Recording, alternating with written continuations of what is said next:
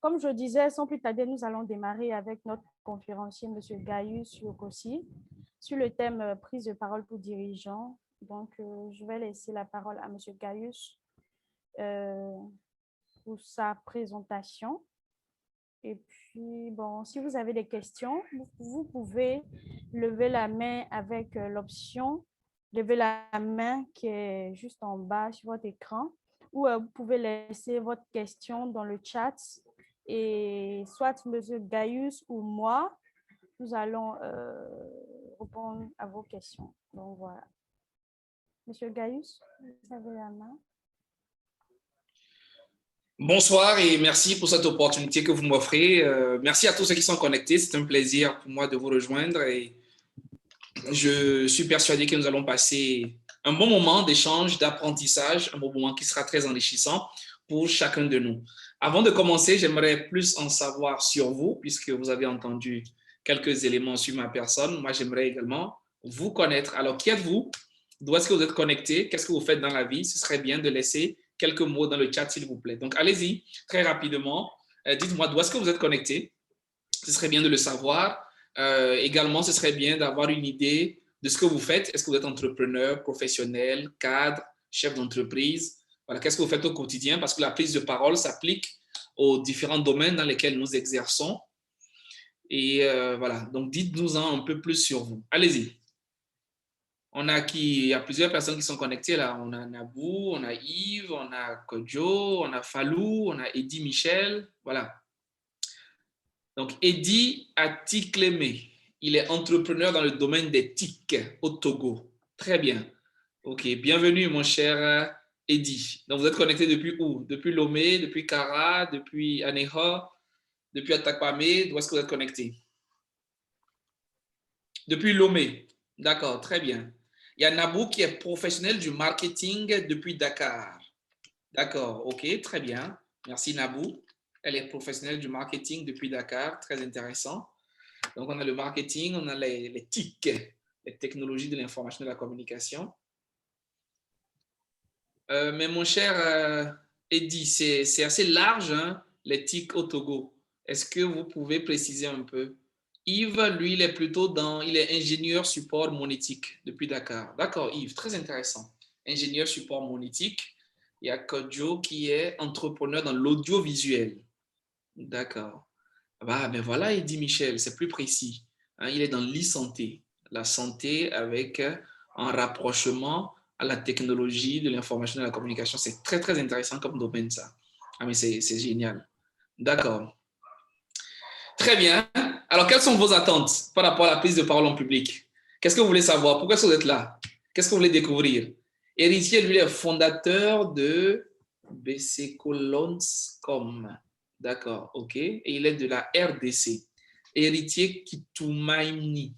D'accord, qui est héritier. Donc, il est connecté depuis la RDC. Donc, on a la RDC, on a le Sénégal, on a le Togo. Voilà, plusieurs pays connectés. C'est très intéressant. Quelles sont vos attentes par rapport à ce moment d'échange? On parle de la prise de parole. Qu'est-ce que vous voulez savoir, comprendre, découvrir? Quel est votre rapport avec la parole au quotidien? Comment ça se passe à votre niveau? Allez-y, nous allons beaucoup être participatifs ce soir. Donc, n'hésitez pas. Écrivez, écrivez, écrivez. N'hésitez pas. Je vais vous lire. On est là pour parler, donc on doit échanger, vous et moi. D'ailleurs, ce serait bien que vous puissiez prendre la parole parce que nous sommes là pour la prise de parole en public. Donc, pour moi, il faudrait que vous puissiez parler. Donc, si c'est possible, levez la main. Donc, cliquez sur le bouton lever la main et vous allez pouvoir vous exprimer parce qu'il faut que je vous entende. Je vous entends parler et sur cette base-là, je peux apprécier vos prises de parole et savoir comment est-ce qu'on peut les améliorer. Donc, si c'est possible, levez la main. On vous donnera la parole pour dire un mot. Vous présentez, donnez vos attentes, s'il vous plaît.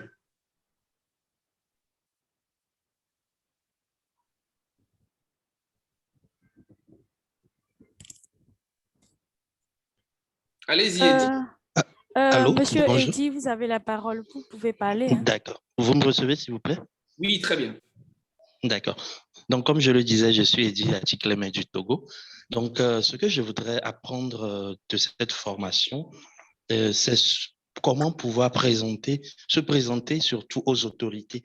C'est l'un des défis ici, en tout cas que moi j'ai personnellement, c'est parfois assez intimidant de présenter son projet aux autorités et parfois lorsque on présente et que certaines personnes, pendant votre présentation, semblent être ailleurs, moi, personnellement, ça me dérange, ça me détourne un peu de ma présentation. Donc, cette prestance et cette assurance lors de la présentation de projets devant des officiels, euh, dans le domaine de la santé, bien sûr, et plus généralement, c'est ce que j'aimerais apprendre, en tout cas, participant à cette formation. Merci beaucoup.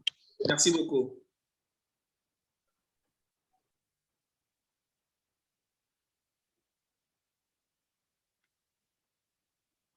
Parfait. Est-ce que nous avons quelqu'un d'autre qui souhaite dire un mot? Il y a Kojo qui a laissé dans le chat que souvent il a l'impression qu'on ne l'écoute pas quand il parle. Donc Kojo qui a l'impression qu'on ne l'écoute pas quand il parle et il aimerait pouvoir résoudre cette difficulté qu'il rencontre. D'accord. Bien, nous allons être participatifs, hein? Nous allons beaucoup échanger. C'est de la prise de parole en public. Donc, nous allons aller dans la pratique. Et j'aime beaucoup l'intervention de notre cher ami Eddy Michel qui dit comment présenter son projet de manière impactante. Comment présenter son projet et que les gens réellement puissent être concentrés, comment avoir cette prestance et cette assurance. Mon cher Eddy Michel, vous posez une très, très bonne question. Lorsque vous prenez la parole, il y a deux éléments importants dans toute prise de parole. Il y a le verbal et il y a le non-verbal. Donc, il y a ce que vous dites et il y a comment vous le dites. Ne l'oubliez plus jamais. Il y a le verbal et il y a le non-verbal. Le verbal, c'est les phrases, c'est les mots, ce sont les éléments que je vais utiliser pour parler. Il y a le non-verbal. Le non-verbal, il est constitué de deux parties. Il est constitué du vocal et il est constitué du visuel. Donc, ce sont ces deux éléments-là qui entrent en ligne de compte pour le non-verbal. Quand vous voulez avoir de l'impact au niveau de votre public, vous devez comprendre quelle est la répartition que chacune de ces composantes occupe dans une intervention. Lorsque vous parlez, vos mots, votre texte, votre contenu, il vaut pour 10% à peine de votre prise de parole. Je répète, 10%. Certains spécialistes, certains experts vont même jusqu'à dire que ça vaut pour 7%. 7% de votre intervention. C'est extraordinaire. Donc, ce que je dis est important, certes, mais lorsque je veux avoir de l'impact, ce n'est pas le plus important. Le plus important, c'est au niveau du non-verbal. Dans comment est-ce que je délivre mon message. Et dans cet aspect-là, vous avez le visuel qui vaut pour 55% et vous avez le vocal qui vaut pour 7%. Donc, voilà les trois composantes, mon cher Eddy Michel, pour pouvoir faire de l'impact. Le texte, le visuel et le vocal. Allons à présent dans le détail. Donc, si vous avez compris ma répartition, pour avoir déjà la moyenne, pour réussir, il faut bien maximiser au niveau du visuel. Le visuel, c'est quoi? Le visuel, c'est vous. Donc, ça commence déjà par votre apparence. Ça commence par votre look. Ça commence par votre expression faciale. Un orateur qui se présente devant un public doit donner envie d'être écouté. Parler en public, c'est être vu avant d'être entendu. Donc, on perçoit déjà le message au travers du messager. Donc, on vous apprécie déjà alors que vous n'avez pas encore dit un mot. Mais à vous voir, vous transmettez déjà quelque chose. Donc, premier élément, assurez-vous que votre accoutrement, votre apparence, votre look est en phase avec l'événement. Donc, je ne vous dis pas qu'il faut forcément mettre un costume, je ne vous dis pas qu'il faut forcément mettre un jean ou un t-shirt, mais habillez-vous de manière à être en cohérence, en cohésion avec l'événement auquel vous participez. Donc, si c'est un gala, si c'est une soirée, si c'est un lancement, si c'est une foire au projet, si c'est... ça dépend. Donc, c'est à vous de savoir comment est-ce que vous faites déjà pour que votre look ne vous desserve pas, pour donner envie de vous écouter, rien qu'à vous voir. Que vous soyez une personne qu'on veut écouter. Ensuite, assurez-vous que votre expression faciale, votre manière de présenter, votre visage donne envie d'être écouté. Combien de personnes disent « Je suis content d'être là, je suis heureux d'être là aujourd'hui » et pourtant leur visage est fermé, leur visage est sec, leur visage est grave. Combien de personnes disent je ne sais pas moi, des éléments et leur visage disent le contraire. Donc, votre expression faciale doit transmettre le message. Votre gestuelle, votre corps doit vivre et transmettre un message. Les gens ne font pas seulement qu'entendre, ils vous écoutent aussi. Et votre corps parle plus que votre bouche. Votre corps, votre enthousiasme, votre énergie dégage quelque chose. Voilà pourquoi le bon orateur se prépare d'abord mentalement. Le bon orateur se prépare psychologiquement avant de parler. Donc, il y a tous les aspects de la posture. Ensuite, il y a le regard. Lorsqu'un orateur parle pour pouvoir convaincre, ce n'est pas le regard qui le fait. C'est dans le regard qu'on sent que quelqu'un a peur. C'est dans le regard qu'on sent que quelqu'un doute. C'est dans le regard qu'on sent que quelqu'un ment. C'est dans le regard qu'on sent que quelqu'un manque de confiance. C'est dans le regard qu'on sait que quelqu'un est honnête. Donc, tout se passe dans vos yeux. Comme on le dit souvent, les yeux constituent la porte du cœur. La bouche dit ce qu'elle veut, mais quand on regarde dans les yeux de quelqu'un, on peut savoir s'il y a de la vérité, s'il y a de la conviction, s'il y a de l'engagement, s'il y a de la tristesse, s'il y a du découragement. Les yeux sont importants. Il y a la gestuelle de l'orateur. Votre corps, vos gestes doivent accompagner votre message avec beaucoup d'enthousiasme, d'élégance. Donc tout cela, c'était par rapport au visuel. Vous voyez qu'il y a beaucoup d'éléments dans la prise de parole. Et à côté, vous avez le vocal. Le vocal, c'est donc les éléments de la voix. Quand vous prenez la parole, votre voix va devenir le véhicule qui transporte votre message. Et votre voix doit être impactante. Déjà, il y a le volume, il y a le ton, il y a le débit, il y a le rythme de la voix. Il y a tous ces éléments-là qui sont importants pour pouvoir transmettre le message et le rendre agréable à l'oreille. Personne n'a envie d'écouter un message qui est plat, qui est nonchalant, qui donne à dormir. Bonjour, bon, je m'appelle Gaius, je vais vous présenter mon projet. Bon, mon projet, c'est un projet qui est très intéressant. C'est un projet qui est très révolutionnaire. Vous voyez, ça ne donne pas envie d'être écouté. Ça fatigue les oreilles, ça ennuie, ça distrait. Donc, c'est dans la voix qu'il doit y avoir de la chaleur, de l'enthousiasme.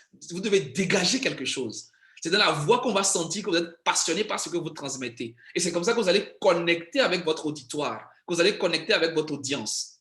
Donc, vous ne pouvez pas avoir un projet en qui vous croyez, un projet qui est intéressant, et quand vous parlez, vous êtes nonchalant. Quand vous parlez, vous ne donnez pas envie. Quand vous parlez, vous êtes, voilà, vous manquez réellement de punch, de feu. Il y a au moins 4 types de voix. Donc, je vais vous en parler très rapidement. Et je vais vous inviter à vous exercer par rapport à ces voix-là. Il y a ce qu'on appelle, mon cher Eddy Michel, la voix auditive. La voix auditive, qu'est-ce que c'est? La voix auditive, c'est la voix des personnes qui parlent tranquillement, simplement. Donc, c'est la personne qui vous dit « Bonjour, je suis Gaius, je suis très heureux d'être avec vous aujourd'hui. C'est un plaisir pour moi d'échanger, de partager ces moments avec vous. » C'est ce qu'on appelle la voix auditive. Ensuite, vous avez ce qu'on appelle la voix visuelle. La voix visuelle, c'est la voix du vendeur, c'est la voix de l'entrepreneur, c'est la voix du journaliste, c'est la voix de la personne qui parle très rapidement, comme si elle veut chauffer la salle, comme si elle veut mettre du boom. C'est la personne qui vous dit, et à présent, je vais vous parler de ma solution unique, ma solution révolutionnaire, ma solution qui apporte des réponses spécifiques aux besoins de toutes les personnes dans le domaine de la santé. Voilà. Là, c'est de la voix visuelle.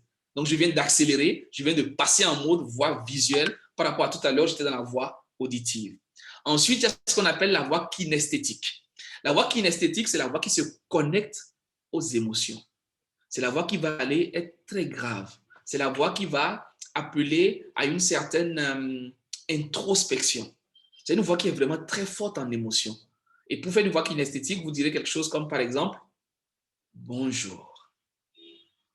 Aujourd'hui, c'est un grand jour.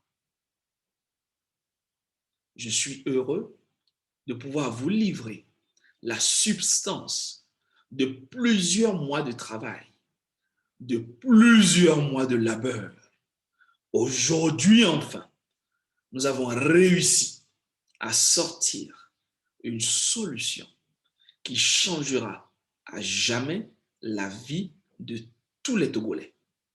Là, c'est de la voix kinesthétique. Ça va chercher loin. Vous voyez déjà, j'ai donné 3 types de voix. Et qu'est-ce que l'orateur fait? Il va varier dans toutes ces voix-là. Il ne va pas parler de la même manière du début à la fin. Il va réveiller les gens, il va enchaîner les gens, il va ensuite ralentir, parler doucement, il va ensuite se connecter à eux. Chers amis, si nous voulons changer le Togo, voilà la voie à suivre. Donc, vous allez varier et vous retrouver dans une symphonie musicale. Alors, vous allez mettre tout ça en musique et ce sera agréable à l'oreille. C'était les 3 types de musique, enfin les 3 types de voix. Et la 4e, celle que j'aime par-dessus tout, la 4e voix, c'est celle du silence.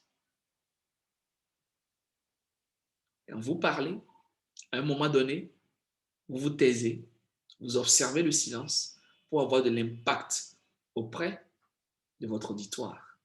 Voilà. Donc, mon cher ami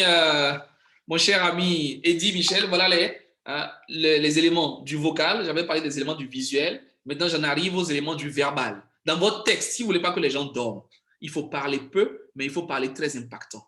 Les gens n'ont pas le temps. Aujourd'hui, vous voyez sur les réseaux sociaux, vous voyez particulièrement sur WhatsApp, les stories sont de 30 secondes. Mais les gens n'ont même pas le temps de pouvoir les suivre jusqu'en entier. Ils veulent tout de suite quelque chose de croustillant, quelque chose d'intéressant. C'est la même chose quand vous prenez la parole en public. Les gens n'ont pas le temps de vous entendre dire « Bonjour, vous savez, je m'appelle, j'ai fréquenté, je suis telle personne. » Non, c'est fini ça.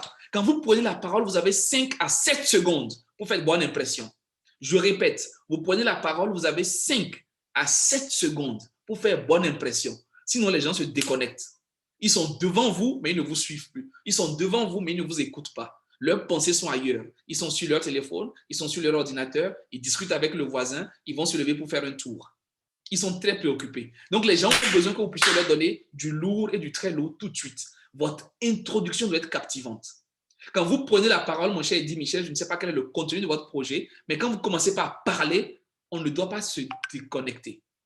Vous devez envoyer tout de suite. Et il y a plusieurs manières de démarrer son introduction. Vous pouvez commencer avec une histoire. Vous pouvez commencer avec un proverbe. Vous pouvez commencer avec un problème. Vous pouvez commencer avec une expérience. Vous pouvez commencer avec une citation. Vous pouvez commencer avec, je ne sais pas, tout ce que vous voulez. Mais arrêtez de commencer vos prises de parole comme les discours que nos grands-parents faisaient là.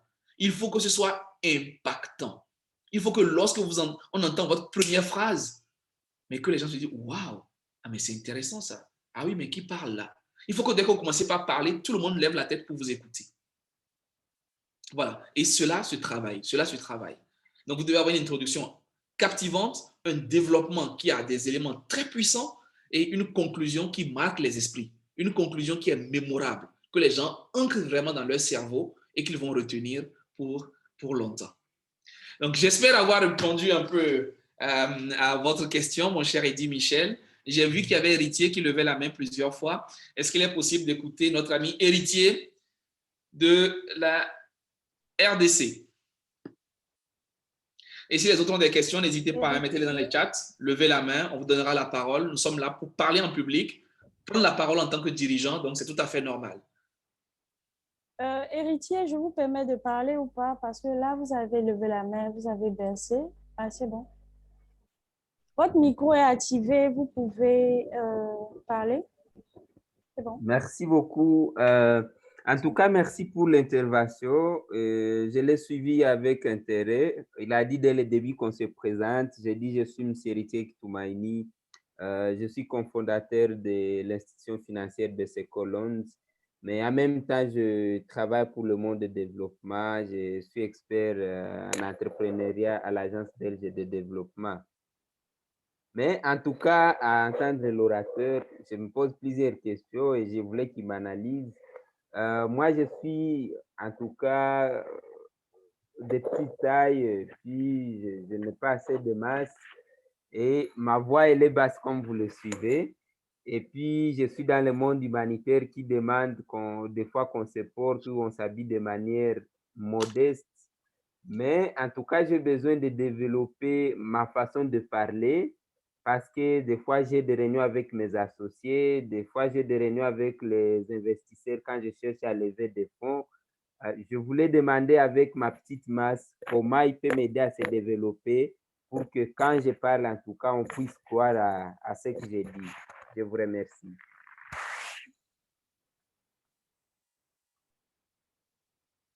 Merci, mon cher héritier. Vous posez également un problème assez intéressant. Déjà, je vais vous faire un retour sur votre propre personne, sur ce que j'ai entendu de vous. Pendant que vous parliez, j'ai entendu le mot « en tout cas », le groupe de mots, l'expression « en tout cas », pratiquement 4 ou 5 fois. Vous avez parlé 1 ou 2 minutes, en tout cas, en tout cas, en tout cas, c'est revenu. Il faut corriger cela. Vous devez élever votre niveau de grammaire, votre niveau de langage, votre niveau de votre vocabulaire. La prise de parole, c'est très important. Et vous le savez, c'est pour cela que vous êtes là. Donc, je vous invite à élever votre niveau de vocabulaire lorsque vous parlez. C'est par la parole que les choses bougent. C'est par la parole qu'on fait évoluer nos projets. C'est par la parole qu'on transmet nos idées. C'est par la parole qu'on se fait respecter. Donc, apprenez à développer cela. En tant que Congolais également, c'est tout à fait normal. Vous avez un certain nombre d'éléments qui reviennent et qui polluent votre prise de parole. C'est ce que nous appelons les parasites en prise de parole en public. Vous avez certaines expressions que vous prononcez comme un bon Congolais. Vous dites par exemple parce que, vous dites par exemple développer, investir. Voilà. Vous voyez, vous avez ce formatage-là qui commence par vous suivre. Et ça existe dans chaque pays. Vous irez en Côte d'Ivoire, vous avez le formatage. Vous allez au Sénégal, vous avez le formatage. Vous allez au Togo, vous avez le formatage. Au Mali, etc. Et pour moi, ce sont des éléments qu'il nous faut travailler. Parce que quand on parle, on doit parler à l'international. Nous sommes des dirigeants, nous sommes des professionnels. Donc, quand on va à Suisse, quand on va à Genève, quand on va à Londres, quand on va au Rwanda, au Kenya, au Gabon, on ne doit pas se dire non, lui il parle comme ça parce qu'il est ici, lui il parle comme ça parce qu'il vient de là-bas. Non, on doit avoir un français qui est épuré. On doit avoir un anglais qui est épuré. Quand on parle suivant les standards, suivant les codes. On ne parle pas parce qu'on est gabonais, on ne parle pas parce qu'on est zambien, on ne parle pas parce qu'on est X. Donc, c'est déjà très important. Deuxième aspect, vous abordez le problème de votre corpulence. Vous dites que vous êtes une personne d'une certaine morphologie, d'une certaine masse. J'ai une bonne nouvelle pour vous, mon cher héritier. Votre corpulence n'a rien à voir avec la qualité de votre voix. Pas du tout. On a des personnes qui sont de taille courte, des personnes qui sont d'un poids assez relatif, qui ont une voix puissante, qui ont une voix grave. Il y a des personnes qui sont très grandes, très développées, que vous connaissez peut-être, et qui ont une petite voix, une voix fine. La voix n'a rien à voir avec votre corpulence, avec votre masse corporelle. La voix va chercher dans votre ventre. La voix va chercher dans votre respiration. La voix, c'est le canal respiratoire. C'est une question d'abdomen, c'est une question de respiration, c'est une question d'inspiration et d'expiration. Donc, si vous travaillez votre axe respiratoire, vous améliorez la qualité de votre voix. Donc, quelle que soit votre masse, quel que soit votre poids, vous pouvez améliorer la qualité de votre voix. Ce que vous avez à faire, c'est apprendre à parler. Il faut apprendre à parler. Donc, et pour apprendre à parler, il faut vous mettre en situation de prise de parole. Donc, il faut parler de plus en plus. Quand vous parlez, ouvrez la bouche. Quand vous parlez, imaginez qu'il y a plus de personnes autour de vous et qu'il vous faut faire des efforts. Quand vous êtes à la maison, vous êtes en voiture, vous êtes dans la rue, apprenez à chanter et à sortir la voix. Apprenez à chanter, à laisser monter votre voix, à la laisser aussi baisser de temps en temps. Donc, amusez-vous avec votre voix. Il faut réellement améliorer sa voix. Il n'y a pas de mauvaise voix, il n'y a pas de petite voix. Il n'y a que des voix qui ne sont pas travaillées. C'est tout. Si vous voulez entrer dans une chorale, après 6 mois, après 1 an, vous verrez la qualité de votre voix. Donc, la plupart des personnes qui n'aiment pas leur voix, la plupart des personnes qui trouvent que leur voix n'est pas X, n'est pas Y, c'est simplement parce que ces personnes-là n'ont pas encore pris le temps, n'ont pas encore pris soin de travailler leur voix, de densifier leur voix. Et surtout, ne tombez pas dans l'erreur de vouloir que votre voix sonne comme celle de votre voisin. C'est une grosse erreur, c'est un gros piège. Ma voix ne doit pas ressembler à la vôtre, votre voix ne doit pas ressembler à la mienne. Chacun a sa voix. Il y a 7 milliards de personnes sur Terre, il y a 7 millions de voix. Donc, ces voix-là, elles sont à cultiver. Donc, chacun garde sa voix, chacun garde son authenticité et chacun développe sa voix. Donc, il n'y a pas de moi, ma voix n'est pas belle, je préfère la voix de mon ami, je préfère la voix de ma femme. Non, pas du tout. Chacun a une belle voix. Il faut juste travailler sa voix, il faut aimer sa voix et il faut la renforcer. Et vous verrez que vous aurez de l'impact avec votre voix. Voilà pour quelques éléments d'éclaircissement par rapport à votre question, mon cher héritier. Hein? Vous pouvez améliorer votre voix. Vous pouvez développer et vous pouvez faire de votre voix un véritable outil de conviction et de persuasion. Bien sûr, j'ai déjà vu des personnes partir de ce niveau même moindre que vous. J'ai déjà vu des personnes qui bégayaient, des personnes qui avaient des problèmes d'articulation, réussir à atteindre un certain niveau d'éloquence et de persuasion dans leur prise de parole. Donc, c'est tout à fait envisageable. Voilà. Le temps passe vite, hein? Il est déjà 17h37 en heure GMT. Il nous reste une vingtaine de minutes. Oui, exactement. Est-ce qu'il y a d'autres personnes qui veulent prendre la parole? D'autres questions dans le chat? Si vous avez des questions, veuillez lever la main. Je vais activer votre micro ou laisser votre question dans le chat. On a été rejoint par des personnes. On a été rejoint par Babacar Diop, par Victor aussi, Victor Dotada. Monsieur Yokosi, moi j'ai une question. D'accord. Alors, ma question c'est concernant le track. On voit des dirigeants ou même des responsables qui prennent la parole avec beaucoup de track. Et je me dis qu'on ne peut pas supprimer le track. Néanmoins, comment peut-on maîtriser son track? Comment peut-on l'atténuer? Vous avez des questions, des conseils à nous proposer, des suggestions? Oui, bien sûr, il y a des suggestions qui fonctionnent très bien avec le track. Le track, déjà, il faut comprendre, le track, ce n'est pas un ennemi. Le track, c'est un élément de notre cerveau qui nous rappelle un élément important qui arrive. Donc, c'est notre cerveau qui va déclencher un processus pour nous rappeler un enjeu, pour nous rappeler un événement qui a une certaine importance. C'est tout. Donc, le track à la base, ce n'est pas quelque chose de mauvais. Le track, c'est plutôt quelque chose de bien qu'on doit convertir. Le track, c'est le bon ami de l'orateur. C'est ce que je dis toujours.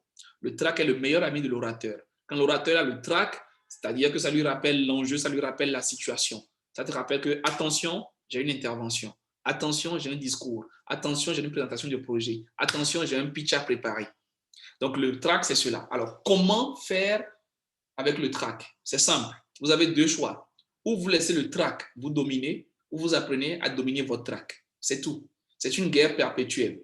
Ou vous laissez cette peur, cette voix-là, ce sentiment-là vous envahir, vous envelopper. Et finalement, vous tremblez, vous transpirez, vos mains vont commencer par se crisper, votre voix ne sort plus, votre cerveau, il devient vide, comme si vous ne connaissiez rien du tout. Vous avez mal au ventre, le ventre commence par faire la machine à laver, votre cœur qui bat la chamade. Voilà. Vous laissez le trac vous envelopper. Il vous envahit littéralement.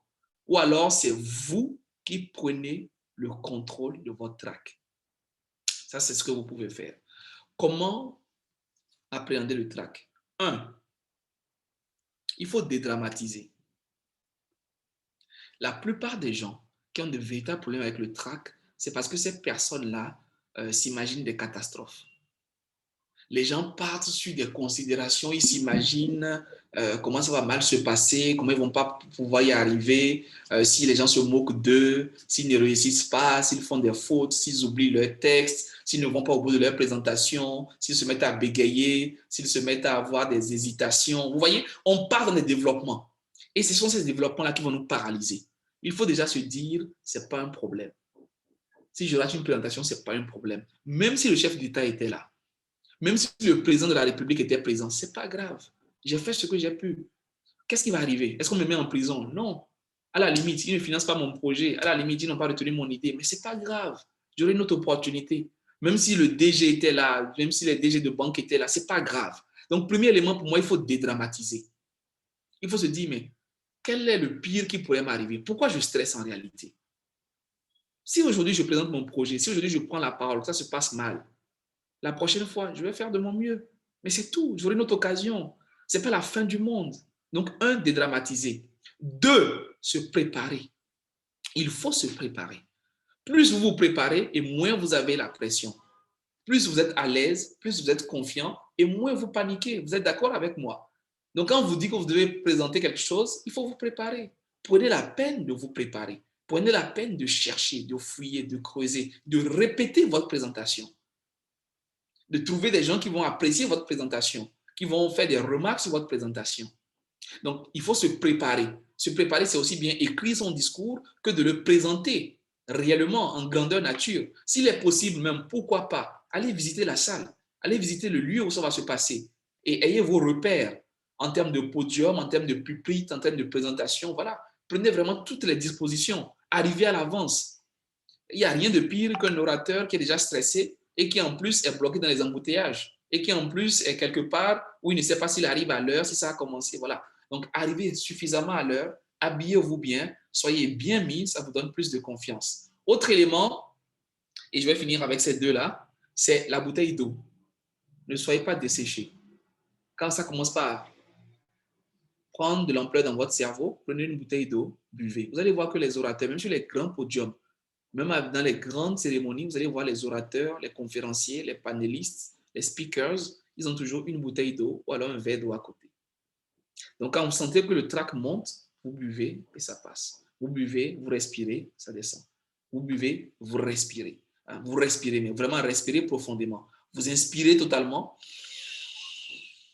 et vous expirez ensuite. Donc, attention, on inspire et on expire par la bouche et ça baisse le stress. Vous pouvez essayer de là où vous êtes. Vous inspirez totalement l'air et vous expirez par la bouche, lentement. Donc, ça donne ça. Et ensuite, on expire lentement par la bouche. Vous le faites une fois, deux fois, trois fois, ça vous calme. Donc, pour commencer votre propos, pour commencer votre prise de parole, ou alors quand vous êtes devant les gens, vous sentez que le stress monte, respirez. Inspirez totalement. Ensuite, expirez. Tranquillement, tranquillement, tranquillement. Voilà. Vous avez donc quelques éléments, quelques astuces là pour gérer votre stress.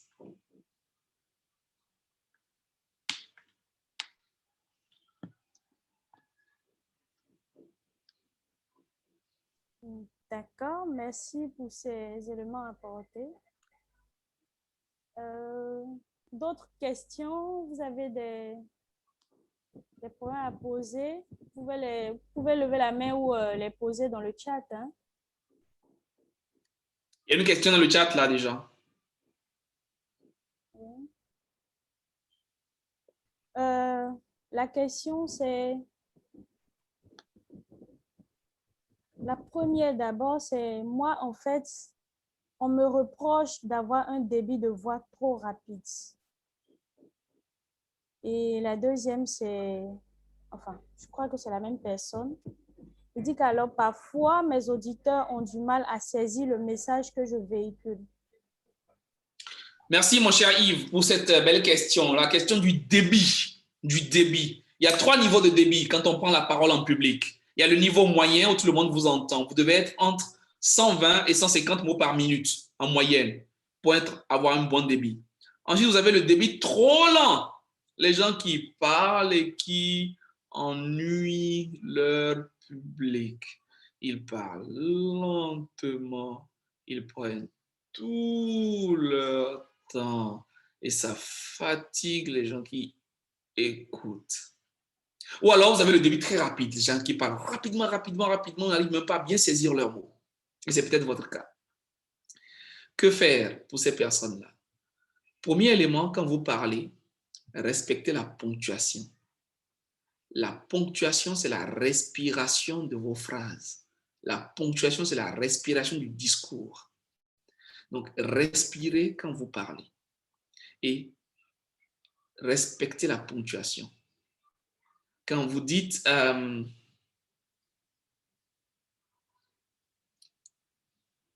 nous allons à l'école, virgule, travaillons, ça doit se remarquer dans votre phrase.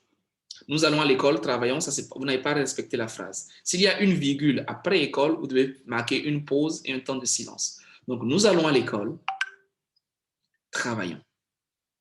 Nous allons à l'école, virgule, et nous travaillons.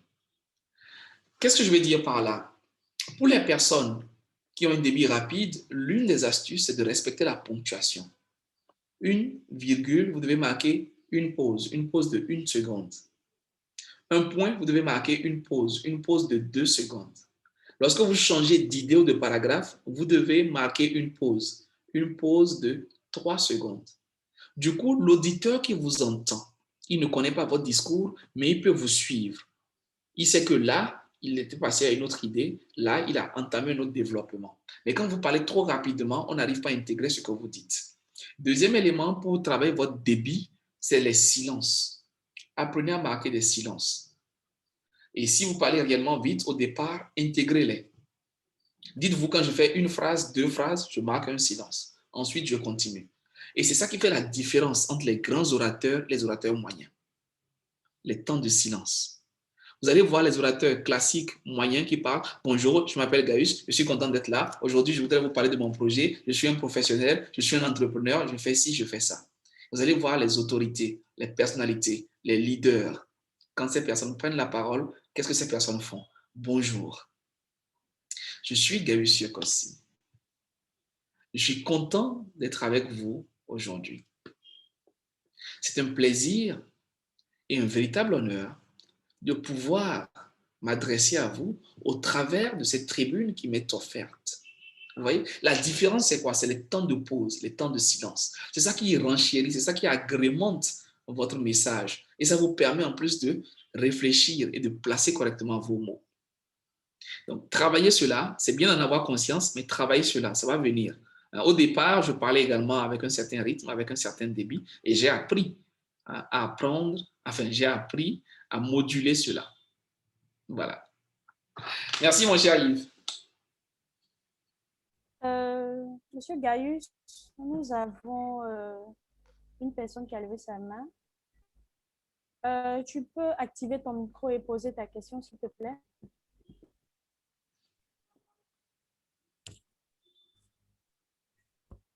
Si tu m'entends, tu peux activer ton micro et parler, s'il te plaît. Bonsoir à tout le monde. C'est Rosine Dibi depuis le Sénégal, à Dakar. Donc, moi, j'avais posé une question dans le chat, en fait. Je demandais peut-être lors d'un entretien, si on est face à un recruteur qui nous demande de nous exprimer en anglais alors qu'on n'a pas un excellent niveau, donc qu'est-ce que vous nous conseillez à ce niveau-là? Donc, c'était ça ma question. Merci. Pas de suite d'avoir bien compris. C'est-à-dire qu'un recruteur vous demande de vous exprimer en anglais alors que vous n'avez pas un bon niveau d'anglais. Justement, tu n'as pas un bon niveau d'anglais, confond une situation, tu t'exprimes en anglais, prendre la parole en anglais. Voilà.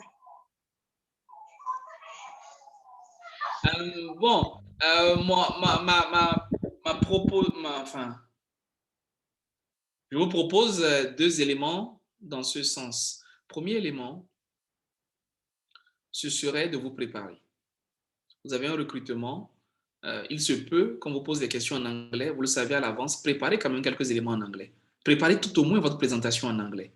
Vous devez pouvoir dire qui vous êtes, ce que vous faites dans la vie, ce que vous avez fait comme parcours. Donc, vous devez pouvoir préparer ces éléments-là. Ensuite, vous devez pouvoir dire 2-3 phrases sur la structure en anglais. Avant, peut-être que vous ne soyez pas en mesure d'aller plus loin. Mais vous avez un entretien que vous préparez. Préparez quelque chose en anglais. Préparez quelque chose en anglais. Écrivez un texte, préparez-vous, rencontrez quelqu'un qui a un bon niveau d'anglais, qui peut corriger votre texte, qui peut corriger votre façon de parler. Et ensuite, vous allez répéter pour être à l'aise ce jour-là. Deuxième élément, quand vous arrivez, dites clairement que en anglais, vous êtes moyen. En anglais, c'est assez bien. En anglais, vous vous débrouillez. Soyez honnête. Il faut être transparent dans ce qu'on fait. Mais si vous dites en anglais que non, ça va, vous comprenez, ça peut être compliqué après. On peut dire, OK, on fait l'entretien en anglais. Comment est-ce que vous allez gérer? Donc, il faut être honnête et dire que votre niveau, il est acceptable, il est assez bien, il est moyen, mais que vous arrivez quand même à vous débrouiller et que vous êtes aujourd'hui ouvert à l'idée de pouvoir perfectionner ce niveau-là en anglais, que vous êtes ouvert, bien entendu, à développer cela. Voilà. Monsieur Yokossi, nous avons une question dans le chat de Monsieur Faloussen. Alors, la question est la suivante. C'est quoi déjà? Enfin, Je résume un peu. Lorsque nous avons un complexe d'infériorité, que faut-il faire? Le complexe d'infériorité, voilà une maladie, un virus qui gangrène la société, qui empêche la plupart des gens de parler, de s'exprimer et de vivre réellement leurs idées, leurs ambitions, leurs projets. Moi, j'ai constaté dans toutes mes années, en termes d'experts dans la formation et de prise de parole en public, que la plupart des gens n'ont pas vraiment un problème de prise de parole en public. Les gens manquent de confiance en eux, c'est tout. Les gens savent parler en public. Vous savez parler en public. Si c'est pas avec vos voisins, vous parlez, c'est un public. Si c'est avec vos collègues, vous parlez, c'est un public. Si c'est avec vos amis, vous parlez, c'est un public. Mais alors, pourquoi est-ce que quand on dit prendre la parole en public, tout le monde dit je ne sais pas parler en public? Mais quand c'est avec vos frères à la maison, vous parlez, c'est un public. Alors, pourquoi est-ce qu'alors, quand il s'agit de prendre la parole au bureau, en réunion, en séminaire, en conférence, en atelier, pourquoi en ce moment-là, on ne commence pas à trembler? Tout ce qui a changé, c'est quoi? C'est le public qui a changé. Donc, le complexe d'infériorité, c'est cette maladie-là qui nous empêche de prendre la parole en public.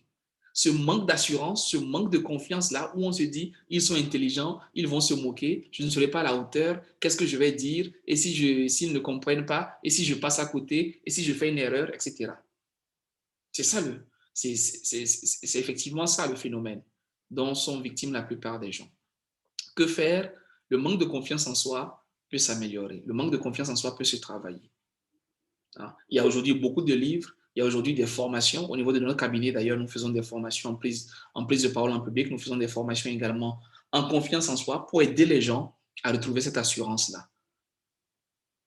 Parce que notre parcours n'a pas toujours été le même. Il y a des personnes qui ont été vraiment frustrées, il y a des personnes qui ont été découragées, démotivées, et cette capacité à s'extérioriser n'a pas été mise en valeur. On nous a appris à nous taire, à ne pas parler, à ne pas dire. On nous a dit qu'on était bête, qu'on ne connaissait rien, qu'on n'est pas intelligent, etc. Donc, il y a beaucoup d'éléments qui, parfois, nous ont amenés à nous renfermer. Et aujourd'hui, il est question de ressortir cela. Donc, si vous sentez que vous avez un complexe d'infériorité, ce n'est pas une fin en soi. Vous pouvez développer cela. Allez sur Internet. Tapez confiance en soi. Allez sur YouTube. Tapez confiance en soi. Commencez par lire. Allez à la librairie le week-end. Faloussen, vous êtes à Dakar, bah regardez, allez à 80, allez à la librairie Claire Afrique, allez, voilà, achetez-vous des livres et écoutez, lisez, suivez des formations, des conférences et commencez par vous parler vous-même. Commencez par vous dire, je peux le faire. Falou, tu es formidable. Falou, tu es magnifique. Falou, tu es le plus fort. Falou, tu es intelligent. Falou, tu es intelligent. Falou, tu peux le faire. Falou, tu peux le faire. Répétez-vous ça tous les matins. Falou, tu vas le faire. Tu en es capable. Tu es brillant, tu es intelligent, tu es extraordinaire, tu es unique. Répétez-vous ça. Vous allez voir que votre cerveau va commencer par y penser. Votre cerveau va commencer par l'accueillir. Vous allez commencer par vous développer vous-même une certaine assurance, une certaine amitié, une certaine réconciliation avec vous-même. Voilà.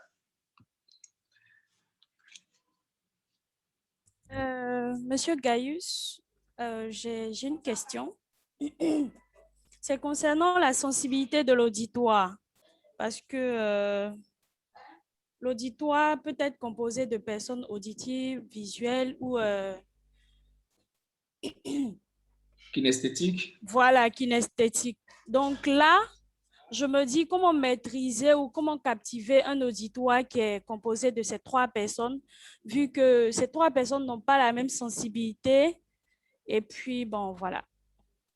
Excellente question. Voilà pourquoi on vous demande de faire varier votre voix pour que tout le monde se retrouve dedans. Donc, vous donnez un cocktail et dans ce cocktail-là, c'est un peu comme si vous servez un buffet. Chacun va prendre ce qui l'intéresse. Chacun va avoir une partie qui lui convient. Donc, dans un auditoire, on va dire généralement qu'il y aura 30% des trois. Il y aura 30% de kinesthétique, 30% de visuel, 30% d'auditif. Donc, vous avez un auditoire qui est constitué de ces trois types de voix. Et vous, en faisant varier votre voix, en la gérant, en la rythmant, en y mettant du rythme de temps en temps, vous allez pouvoir satisfaire toutes ces différentes personnes-là. Voilà pourquoi en tant qu'orateur, vous ne pouvez pas vous enfermer quelque part, sinon vous perdez les autres dans l'audience. Donc, quelle que soit votre audience, vous êtes devant les gens, vous devez parler. Assurez-vous de faire varier votre voix. Assurez-vous de faire en sorte que votre voix ne reste pas monotone tout au long de votre intervention. Faites de sorte à ce que votre voix puisse gravir, et puis redescendre pour que tout le monde dans la salle puisse être connecté et être impacté, être captivé par votre message.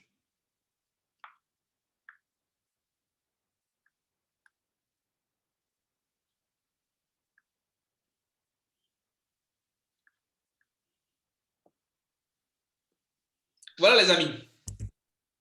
On a fait le tour. Je crois que oui. Vous avez d'autres questions? Ah, il y a Monsieur Sen qui lève la main.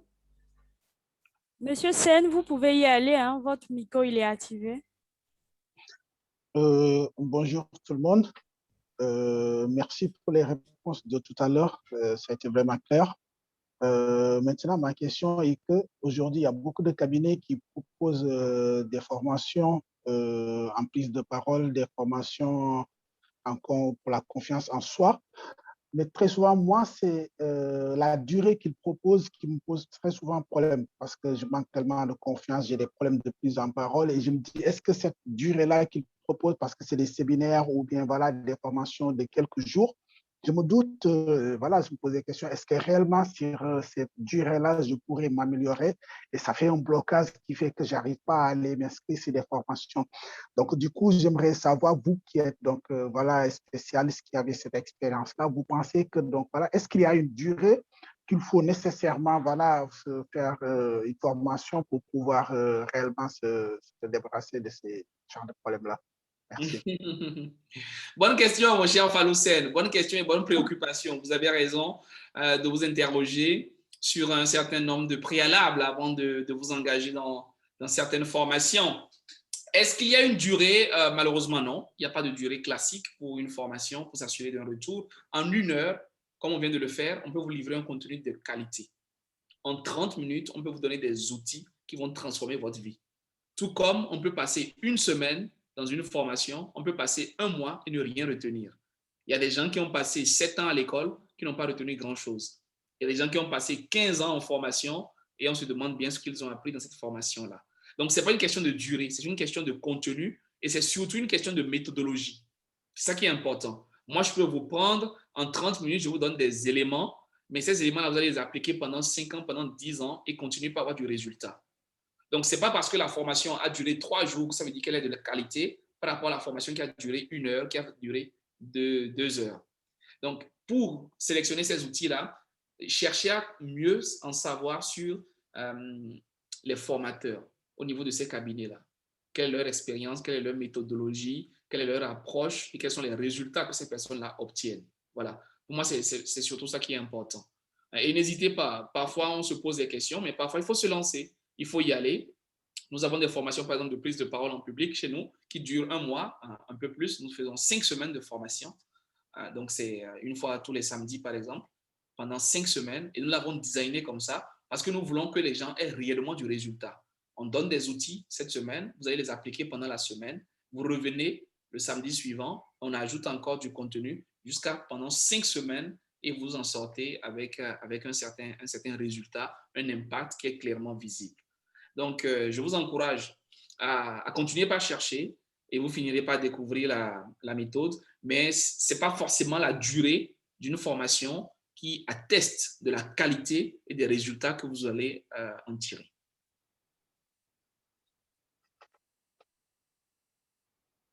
Donc, bonne continuation à vous et puis je vous souhaite beaucoup de succès. Je suis sûr que vous trouverez des résultats à vos attentes en termes de complexe, d'assurance et puis de prise de parole. Voilà. Merci. Merci également à vous. Merci, M. Fabien. Nous avons une autre question. Enfin, Babaka qui lève la main. Babaka, tu peux y aller. Le micro est activé. Bonjour, Caius. Bonjour, M. Diop. Ça va, tu vas bien? Très, très bien, merci. Ça va, oui. Je t'écoute avec beaucoup d'intérêt depuis Dakar, Sénégal. Merci beaucoup. Moi, j'aimerais avoir un diagnostic en live, là, si c'est possible, comment dire, de ma prise de parole en public. Voilà, je ne sais pas qu'est-ce que je vais dire même. Est-ce que c'est possible? Oui, allez-y, dites-moi quelque chose. Parlez-moi de vous, de votre projet, de ce que vous faites dans la vie. Bah, là, présentement, je suis à GreenTech, je travaille à GreenTech. J'aime beaucoup lire, mais je ne sais pas, je suis pas mal organisé, je suis désorganisé au point que ça fait un bon bout de temps que je n'ai pas lu. Voilà. Quoi d'autre? Qu'est-ce que je dois vous dire de plus pour ne pas entrer dans ma vie privée? D'accord, très bien. C'est bon, ça me suffit largement. OK. Merci déjà pour l'initiative, c'est très bien, c'est très osé. La plupart des gens ne le feraient pas. Vous prenez cette initiative-là de vous faire décrypter, de vous faire dépister comme ça en live et en public. C'est une audace que j'apprécie beaucoup. Donc, cela prouve déjà que vous avez un certain cran, vous avez une dose de confiance et d'assurance, déjà très bien. Pour en revenir à votre prise de parole, elle est intéressante, la voix, elle sort, elle est dégagée. Je ne vous vois pas pour aller sur certains aspects du visuel. Donc, tout ce que je peux apprécier, c'est le vocal et le verbal. J'ai noté beaucoup d'hésitation sur plusieurs mots, comme si vous cherchiez beaucoup. Allez, mais, oui, effectivement. Que je faisais beaucoup. Et on pense malheureusement, dans certains pays d'Afrique, que ce sont de bonnes façons de parler. On pense que le professionnel et que plus on gravit dans les échelons, quand on parle, il faut dire en fait, c'est-à-dire que voilà. Je ne sais pas d'où est-ce que ça c'est venu, mais c'est une idée assez répandue. Et pourtant, ce sont des parasites. D'accord, je vois. Elle doit être nette, elle doit être claire. Voilà. Donc, je vous invite à y faire plus attention, à marquer également des silences dans vos temps de parole. Et comme on l'a dit tout à l'heure, je ne sais pas si vous étiez déjà là, apprendre à varier votre voix. Apprendre à varier votre voix. Vous avez un potentiel vocal que vous pourriez réellement développer. Votre voix, elle est chaleureuse. Elle a un certain impact. Donc, vous avez un véritable potentiel à ce niveau qui pourrait être beaucoup amélioré. Merci. Merci franchement. Je note avec intérêt. Merci. C'est moi. D'accord. D'autres questions? Je ne vois pas de questions dans le chat. Du coup, je vais poser une autre question. C'est concernant le feedback. Le feedback, comment s'assurer que celui qui nous écoute a réellement capté le message qu'on veut faire passer. Parce que on assiste aujourd'hui à des conférences où après la conférence, le conférencier n'en a plus rien à foutre de ses participants. Disons qu'il s'assure que la salle soit bien remplie, il expose ce qu'il a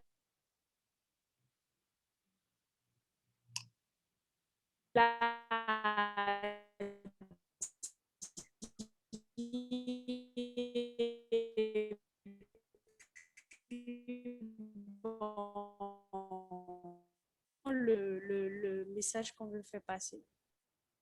D'accord. Je pense avoir cerné l'essentiel de la question. C'est très intéressant.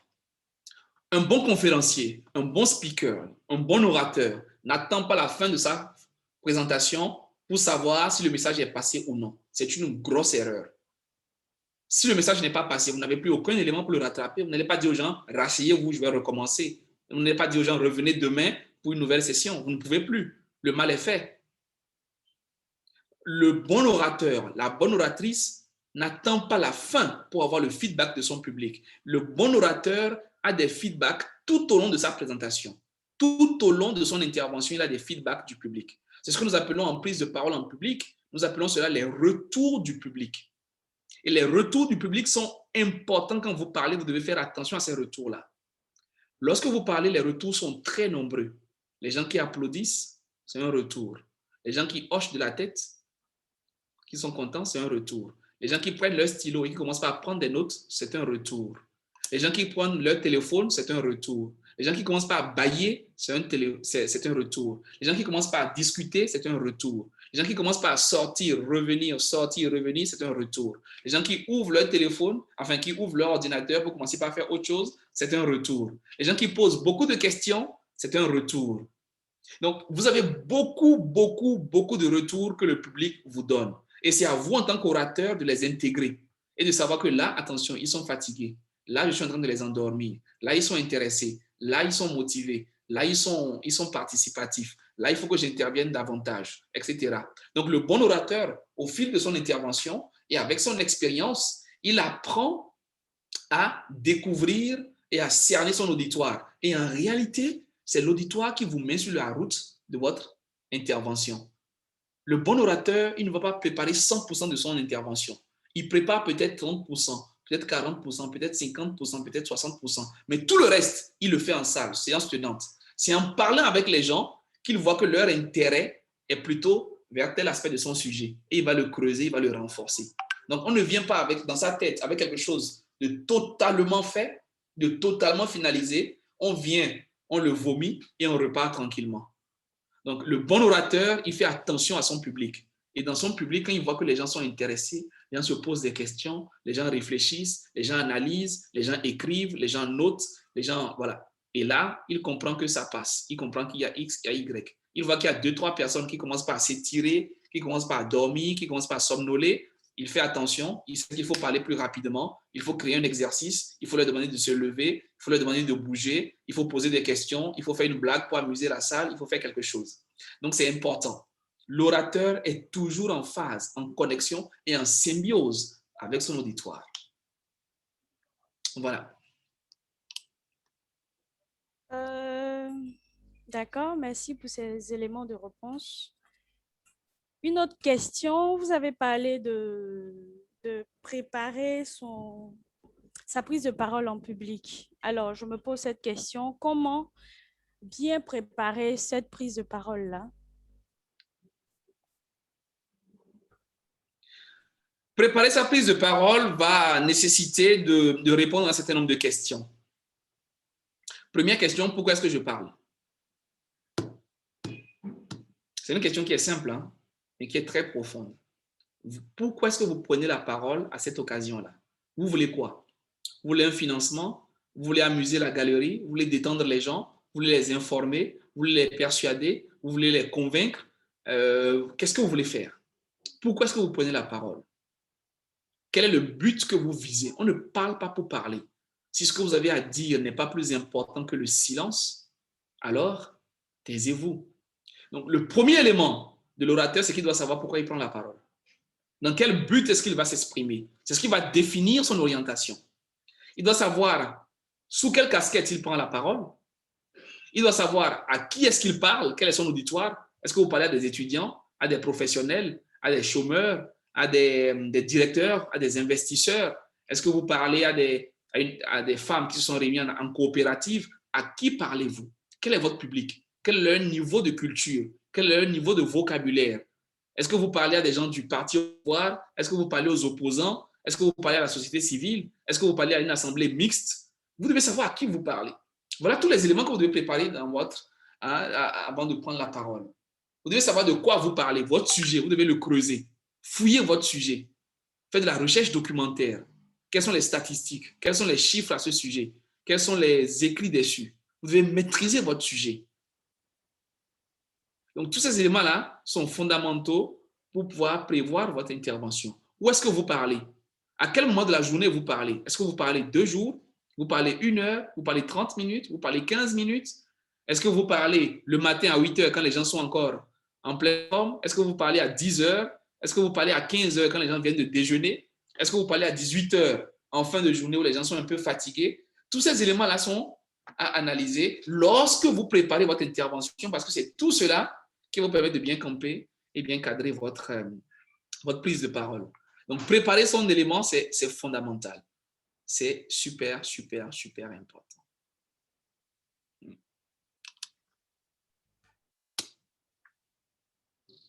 Merci, M. Gaius, pour ces conseils.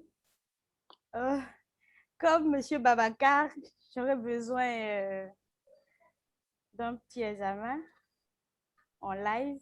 Donc, est-ce qu'il est possible d'analyser aussi ma prise de parole en public et puis bon, me donner quelques éléments à suivre? Votre voix, elle est, vous avez une voix journalistique, elle est, de ce que j'ai pu entendre, elle est agréable à écouter. Vous avez également un potentiel à développer. L'élément que je vous conseillerais de revoir, c'est que vous semblez manquer de motivation quand vous parlez. Votre voix donne l'impression que vous n'êtes pas pressé, vous avez tout votre temps, vous ne donnez pas assez de chaleur dans votre voix, vous ne lui donnez pas un certain sens de responsabilité.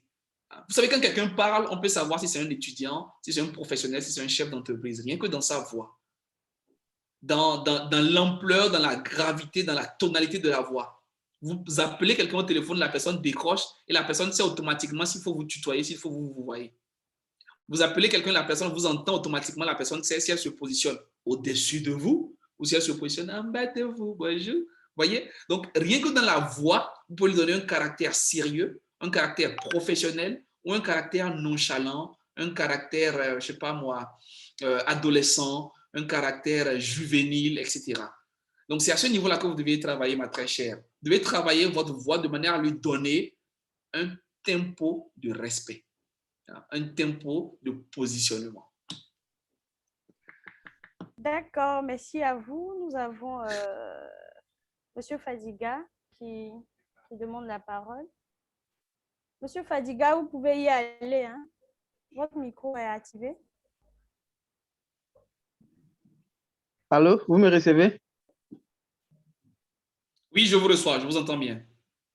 Bonsoir, monsieur, bonsoir, chers auditeurs. Bonsoir et bienvenue, Fadiga.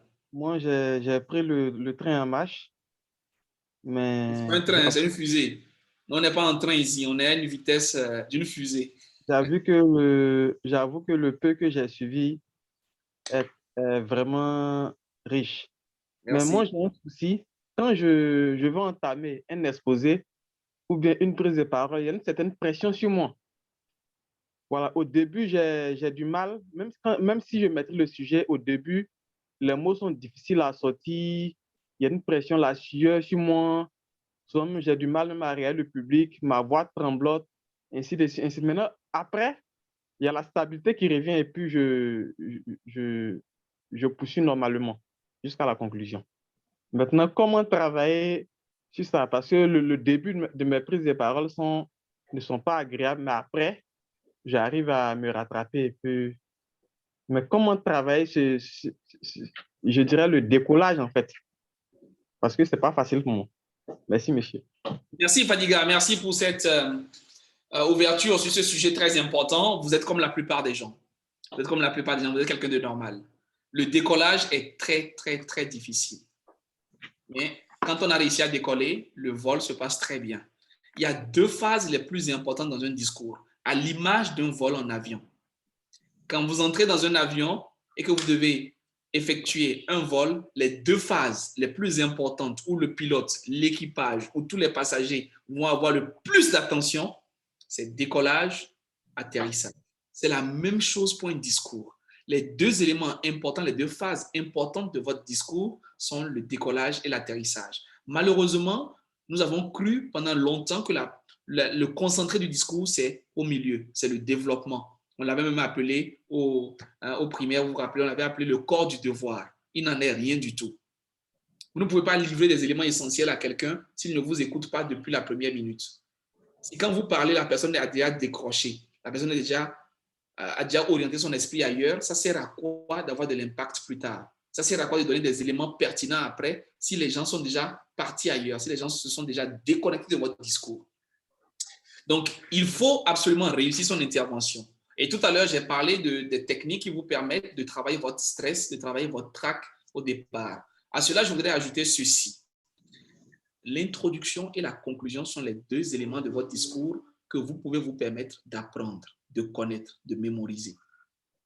Le décollage est très, très, très important. On ne fait pas un décollage au hasard. Donc, quand vous préparez votre intervention, l'introduction, les 2, 3 premières phrases, répétez-les, répétez-les, répétez-les. Répétez-les 10 fois, 15 fois, 20 fois, 30 fois, de manière à pouvoir les dire de manière naturelle, de manière tranquille, de manière aisée, en regardant les gens, en souriant. Et quand c'est fait comme ça, vous avez du baume au cœur. La confiance en soi revient et vous pouvez partir. Donc, le décollage, on ne le fait pas n'importe comment. Le décollage, on ne le fait pas en pilotage automatique. Vous allez voir le pilote, ils ont beau décoller 10 fois, 20 fois dans la journée, mais ils respectent les mêmes règles. Ils se concentrent de la même manière pour chaque nouveau décollage. Donc, pour votre discours, pour l'introduction, mettez le maximum d'énergie, maximum de concentration. Préparez votre introduction. Rédigez-la, mémorisez-la, connaissez-la. Et quand vous arrivez devant les gens, vous commencez, vous lancez. Donc, votre cœur va commencer par battre, ça va commencer par bouillonner en vous, vous allez commencer par transpirer, oui, mais vous allez voir que 2 phrases, 3 phrases après, ça va passer, ça va continuer. Mais ne ratez pas ça. Ne commencez pas par bégayer, par vous chercher, par trembler. Non, ce n'est pas intéressant. Merci, Donc, monsieur. votre introduction et votre conclusion. Maintenant aussi, il y a un autre point. Vous me recevez? Oui, allez-y. C'est au niveau des éléments à transmettre au public. Par exemple, quand j'ai une thématique à aborder, souvent, quand je fais les recherches, je trouve que la thématique est profonde. Donc, souvent, par exemple, si j'ai une prise de parole de 15 minutes et puis, par exemple, le contenu de mon document, par exemple, fait 70 pages Word, voilà, j'arrive à faire, par exemple, un PowerPoint déjà, le nombre de pages à divulguer lors de l'exposé, c'est-à-dire combien de diapos, le contenu aussi, voilà, le choix du contenu, vraiment, souvent j'ai des difficultés. Maintenant, j'aimerais savoir comment, voilà, faire un bon choix D'accord. à l'auditoire. Excellent. Premier élément, par rapport au contenu, vous devez adapter votre contenu à l'auditoire. Donc, si je veux parler, par exemple, de la robotique à des enfants ou à des jeunes, je vais me dire, est-ce qu'ils connaissent ce que c'est? Donc, le plus important pour moi, c'est l'éveil de conscience. Le plus important pour moi, c'est de leur permettre de comprendre la définition. C'est tout. Je ne vais pas aller voir des jeunes, mais je ne vais pas aller voir mes parents pour leur expliquer comment ça fonctionne la robotique, comment est-ce qu'on devient ingénieur en robotique. Vous comprenez? On ne va pas dans ces détails-là. Donc, en fonction de votre public, vous savez ce qu'il faut lui donner. Est-ce que c'est un public qui est déjà sensibilisé à la question, à la thématique? Du coup, il faut lui donner du lourd, du solide. Ou est-ce que c'est un public qui démarre, qui commence, et là, ils ont juste besoin d'avoir quelques notions, quelques éléments qu'ils vont peut-être approfondir ou ils iront plus loin. Donc, par rapport au contenu, le contenu s'adapte au public. Vous voulez parler de je sais pas moi, de l'économie, vous voulez parler de la crypto-monnaie, quel est le niveau de compréhension de votre public? Qu'est-ce qu'ils en savent? Donc, est-ce que vous allez leur donner les fondamentaux, les rudiments, le schéma classique? Est-ce que vous allez leur donner de l'entrée, de la résistance, ou est-ce que vous allez leur donner le top du top? Est-ce que vous allez donner vraiment les schémas, l'algorithme qu'il y a derrière, etc., etc.? Donc, c'est à vous de connaître votre audience, votre public, et d'adapter votre message à ce public-là, sans vouloir trop leur dire. Il ne faut pas chercher à trop donner, non. Il faut vous assurer que ce que vous donnez, vraiment, les gens comprennent et ils ont retenu. C'est ça qui est le plus important. Ce n'est pas en donnant beaucoup que les gens vont beaucoup manger. Il faut donner de la qualité plutôt que de la quantité. Il vaut mieux parler avec quelques diapos, expliquer correctement, les gens ont compris, ils ont retenu l'essentiel, c'est le plus important. Et pour en revenir justement aux diapositives, comment est-ce que cela se fait? Élément de réponse. Lorsque vous avez un temps de parole et que vous voulez vous servir d'un support visuel pour pouvoir présenter votre élément, les normes veulent que vous n'ayez pas plus de diapos que la moitié de votre temps. C'est ça la règle. C'est ça la formule magique. Donc, si vous avez 20 minutes, vous divisez 20 par 2 et vous avez le nombre de vos diapos. C'est tout, c'est facile.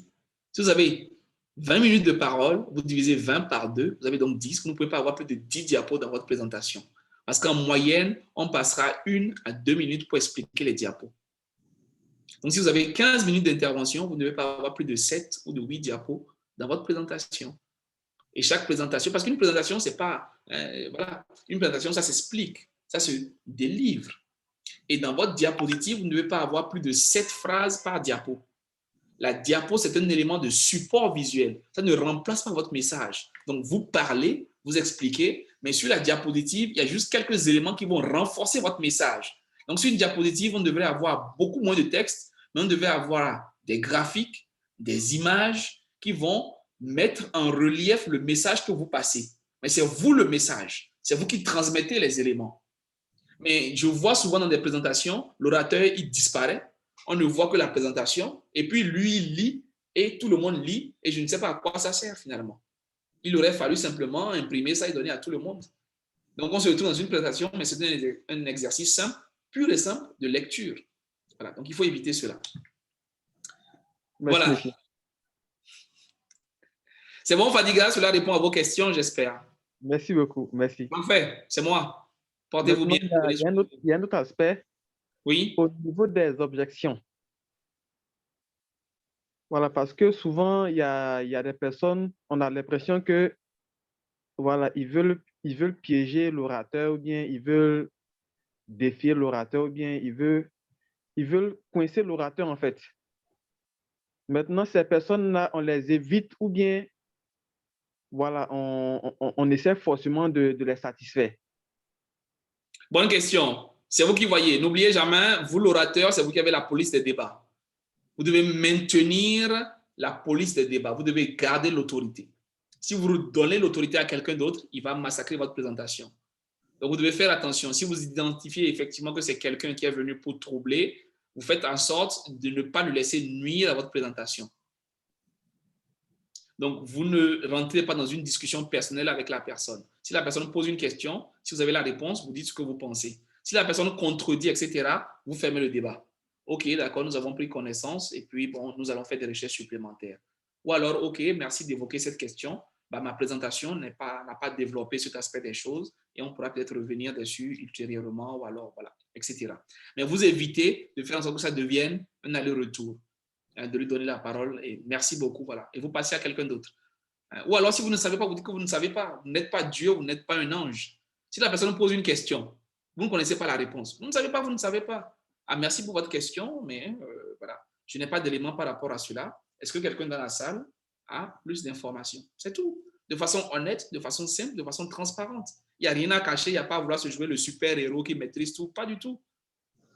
Donc, c'est à vous de voir. Vous choisissez la tournure qui vous convient, mais vous faites en sorte que personne ne vienne perturber le beau travail que vous avez réalisé. N'entrez pas en confrontation avec quelqu'un, ne cherchez pas à démontrer que vous êtes Einstein ou je ne sais pas quoi. Ça ne sert absolument à rien. Si quelqu'un veut vous perturber, c'est son but. N'entrez pas dans son jeu. Merci, monsieur. Merci, monsieur, pour votre réponse. Merci, mon cher Fadiga. Content d'avoir pu vous aider. Maintenant, monsieur, allô? Oui. Vous faites des sessions de formation combien de fois dans l'année?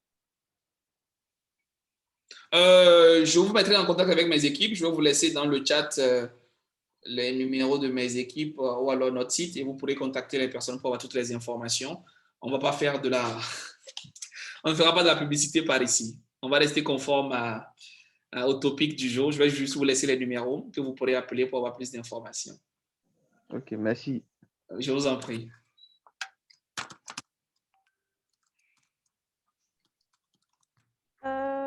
Alors, Monsieur Yokosi, oui. Nous avons Yves Sonda qui souhaite vous poser une question. Vous pouvez y aller, hein, votre micro il est activé. Yves. Ok, bonsoir. Bonsoir. Oui, bonsoir, Monsieur Lokosi. Merci pour la présentation qui est très intéressante. Vous avez mentionné au début de la présentation, non content la prise de parole, la voix, c'est vrai qu'elle importe et vous avez donné un pourcentage, je crois que c'est 7% que vous avez donné. Et vous dites que la gestuelle, en fait, est très importante. À peu près, vous avez donné un pourcentage de près de 57%. Mais j'aimerais comprendre, par exemple, dans le cadre d'une négociation, il y a des gens qui sont vraiment, ils ont maîtrisé vraiment l'art oratoire au point qu'ils ont la possibilité de pouvoir anticiper, en fait, vos prochains mouvements et c'est ce qui leur permet de pouvoir facilement vous convaincre par les termes et les mots qu'ils utilisent en fait afin de pouvoir atteindre leur objectif. Je sais pas si vous avez des conseils dans ce domaine afin de pouvoir l'améliorer. Et je pense que ça aussi, ça serait un conseil assez important pour que ce soit pour ceux qui sont dans le domaine de la finance ou bien ceux qui sont dans l'entrepreneuriat, qui voudraient lever des fonds. Merci. Merci beaucoup. Yves, c'est bien vu, effectivement, en termes d'approche. Le corps, il parle. Le corps, il parle. Et ce n'est pas seulement par rapport à... ce n'est pas seulement par rapport à la prise de parole, hein, par rapport aux négociations. Même depuis toujours. Je vous donne un exemple simple. Vous avez peut-être vu ces mamans-là, peut-être que votre mère était comme ça. Elle n'était pas là depuis le matin. Elle est sortie, elle a passé toute la journée dehors. Elle rentre le soir. Il y a un enfant qui va vers elle et qui lui dit « Maman, maman, maman, voilà ce qui s'est passé et tout ça. » Elle regarde l'enfant, elle fait attention, elle lui dit « Tu mens. » Elle sait que l'enfant n'était pas là. Elle sait que elle n'était pas là. Elle sait que l'enfant était dans la journée. Mais rien qu'en regardant l'enfant, elle sait qu'il y a un problème. Elle détecte un mensonge. Donc, ça revient à ce que je disais, c'est-à-dire notre corps, il parle. Notre corps, il parle. Et c'est ce que les mentalistes utilisent, c'est ce que les spécialistes de la communication utilisent. On peut découvrir le message de quelqu'un par rapport à son comportement, par rapport à sa nervosité, par rapport à sa gestuelle. Quelqu'un qui se gratte le cou, c'est quelqu'un qui est embarrassé. Quelqu'un qui regarde dans l'air, c'est quelqu'un qui hésite, qui cherche ses réponses. Quelqu'un qui, voilà, on sait automatiquement. Quelqu'un qui lève les mains, quelqu'un qui fait ça, c'est un signe de victoire, c'est un signe de yes, c'est un signe de conviction, c'est un signe d'engagement. Hein, voilà. Donc, le corps humain, il parle de lui-même. Il y a une étude qui a été faite qui a remarqué, par exemple, que les athlètes, même les aveugles de naissance, ils n'ont jamais vu quelqu'un faire quelque chose. Mais quand ils courent, ils remportent une victoire, systématiquement, ils lèvent les mains. Systématiquement, ils font un yes de la victoire. Où est-ce qu'ils ont appris ça? Donc, il y a des mouvements, voilà, il y a des mouvements qui symbolisent déjà un certain nombre d'aspects. Il y a des mouvements qui symbolisent un certain nombre d'éléments. Il y a des choses qui viennent naturellement en nous, hein, qui sont portées vers le comportement. Et il n'y a qu'à voir les animaux. Eux, ils communiquent comme ça. Ils se comprennent entre eux au travers de leurs gestes, au travers de leurs regards, au travers de leurs cris, parce qu'eux ne parlent pas. Donc, il y a des ouvrages aussi dessus. Vous pouvez juste faire un tour sur Internet. Vous allez voir beaucoup d'ouvrages sur les gestes quand on parle de manipulation, de négociation, de persuasion. Voilà, il y a des gestes qui sont importants. Vous regardez votre orateur et vous savez que là, il est en position de faiblesse. Vous regardez quelqu'un, oui, et ça va même plus loin. Les gens l'utilisent même dans les techniques de jeu. Ceux qui jouent aux cartes, ceux qui jouent aux dames, ceux qui jouent, quand ils poussent un pion, ils regardent l'autre pour savoir si la personne a été automatiquement attaquée, si elle est en position de faiblesse, et il sait s'il faut accélérer ou pas. Donc, c'est un domaine qui est très passionnant, et si ça vous intéresse, je vous invite à creuser cela. Vous pourrez découvrir de très, très bonnes choses. Vous pourrez même découvrir comment est-ce que désormais vous pouvez comprendre les gestes des uns et des autres. Comment est-ce que vous pouvez décrypter les comportements des personnes qui sont autour de vous. Voilà. OK, merci bien. Oui, je vous en prie. Je vous en prie. Eh bien, merci à vous. Nous arrivons au thème de notre atelier, pour ne pas dire questions-réponses. Est-ce que vous avez d'autres questions? Je ne vois plus de questions dans le chat. Quelqu'un veut-il lever la main pour poser une question? Ah oui, Fadiga. Fadiga, tu peux y aller. Hein. Bonsoir, monsieur. Bonsoir, chers camarades. Je reviens encore. En fait, j'ai une question. Monsieur, si par exemple, à la fin de l'exposé, ou bien à la fin de la présentation, par exemple, et s'il y a plusieurs questions, est-ce qu'on est obligé de répondre toutes les questions ou bien catégoriser les questions par famille ou bien éliminer certaines questions? Voilà, quelle est la manière adaptée pour satisfaire toutes les questions en fait? Ou bien on n'est pas obligé de tout répondre, ou bien on doit les regrouper, ou bien éliminer certaines qui ne sont pas trop importantes, ou bien répondre que les questions qui sont liées à l'exposé, ainsi de suite. Quelle est la technique pour mieux satisfaire la demande ou bien les questions des auditeurs? Il n'y a pas de technique standard, il n'y a pas de technique recommandée. C'est vraiment l'orateur d'apprécier. C'est vraiment l'orateur d'apprécier. Moi, je me suis rendu compte avec l'expérience que lorsque vous regroupez les questions, vous pouvez plus en traiter. Plutôt que de répondre à une question, après en prendre une, après en prendre une. Si vous avez fini une intervention, vous prenez des lots de 3 questions, de 4 questions, et vous résumez cela et vous les adressez. Les questions se rejoignent et vous pouvez gagner en efficacité et en temps. Même si vous choisissez de prendre quelques questions et d'annuler certaines, ne dites pas aux gens que vous allez prendre les plus importantes ou les X et laisser les autres. Ça peut frustrer les gens. On ne dit pas aux gens, bon, parmi les questions, je vais prendre les plus importantes, ou alors celle-là, elle est importante, celle-là n'est pas importante, celle-là est... Non. Voilà. Quelqu'un qui a posé sa question et vous dit que sa question n'est pas importante, vous ne savez pas c'est qui, vous ne savez pas comment c'est important pour lui, ça peut le frustrer. Donc, c'est vous qui voyez l'approche que vous allez utiliser, mais de grâce, ne blessez pas, ne vexez pas les personnes par les expressions que vous allez utiliser pour justifier ce choix-là. Tout dépend aussi du temps que vous avez. Vous pouvez organiser ça autrement. Vraiment, c'est vous qui voyez. Vous pouvez vous allez en conférence, vous dites aux gens, OK, prenez un bout de feuille. Pendant que je parle, vous posez vos questions et vous les faites venir en avant. Vous posez votre question, pas besoin de votre nom, vous passez à quelqu'un et ça arrive devant. Donc là, le temps de finir votre intervention, les gens ont déjà envoyé les questions vers vous. Quand vous finissez, vous ouvrez, vous lisez, vous adressez. Et quand il n'y a plus de temps, bah, c'est fini. Le reste, ce sera une prochaine fois. Voilà, vous n'avez pas pu répondre. Voilà. Il vaut mieux que les questions soient là, vous ne répondez pas, c'est ça qui montre l'intérêt. Vous n'êtes pas obligé de tout adresser. C'est vraiment en fonction du temps que vous avez et en fonction de la complexité aussi des questions, parce que parfois on peut répondre à une question en 5 minutes, tout comme on peut répondre à une question en 30 secondes et puis avancer. Voilà. Il n'y a pas de formule magique, ce n'est pas mathématique, hein, ce n'est pas X, Y, voilà. C'est vraiment des éléments qu'on adapte. C'est pourquoi on parle d'art oratoire, c'est de l'art. Donc, c'est quelque chose de subtil. C'est quelque chose de... Donc, il y a une partie de technique, mais ensuite, il y a beaucoup d'éléments qu'on va engranger au fil des années de l'expérience et qu'on va adapter en fonction de la circonstance également. Voilà.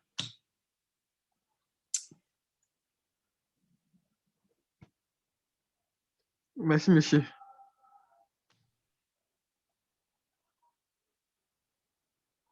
Eh bien, merci à vous pour votre patience. J'espère que monsieur aussi, s'il vous plaît. Allô? Dernière intervention. Oui, Fadiga. Monsieur aussi, j'aimerais aussi savoir quoi lire.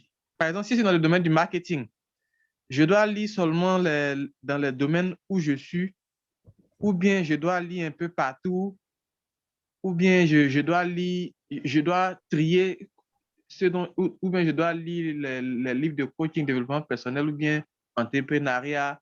Quoi lire, en fait?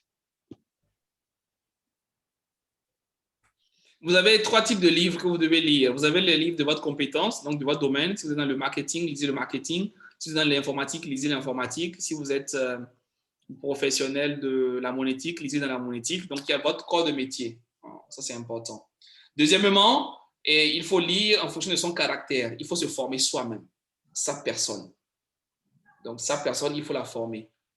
Comment est-ce que je suis une personne plus confiante? Comment est-ce que je parle? Comment est-ce que je m'exprime? Donc, en termes de leadership, en termes de talent, voilà. Comment est-ce que je parle?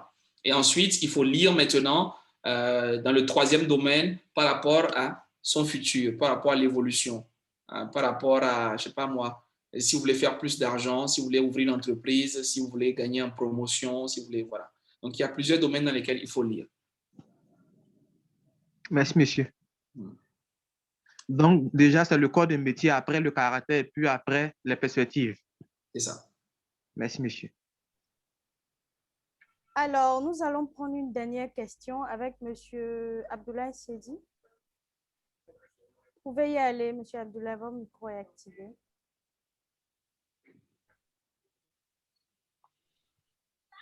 Oui, bonsoir, bonsoir tout le monde. J'espère que vous me recevez. Oui, je vous reçois. Allez-y. Merci beaucoup M. Yokossi, pour la clarté de votre présentation. Je m'en excuse, je viens tout juste d'entrer parce que je viens d'apprendre, disons, la séance. Tout comme je suis en retard, j'aimerais savoir si vous pouvez nous mettre le support de votre présentation à la disposition de ceux qui en auront besoin, tout comme moi. Voilà, c'était juste l'intervention que je voudrais faire par rapport à la séance. Comme je suis venu en retard, je n'ai pas pu retenir grand-chose. Hein. Voilà, donc pour me rattraper, si vous pouvez nous mettre le support de votre présentation, si possible. Merci. Merci beaucoup, mon cher Seidi. Comme vous le confirmeront tous les amis qui sont avec nous ce soir, il n'y a pas eu de présentation. Je n'ai pas fait une seule présentation. Je n'ai pas présenté un seul slide, rien du tout. Nous n'avons fait que discuter, échanger voilà, pendant tout le temps jusque-là. Par contre, il y a peut-être une bonne nouvelle. Je vois que la session est enregistrée et je pense que c'est encore mieux que le support. Vous pouvez tout réécouter et vous serez aussi enrichis que tous ceux qui ont participé. C'est une solution intéressante. Merci beaucoup. Merci. Monsieur Yokossi, il y a une autre question dans le chat. Pouvez-vous nous suggérer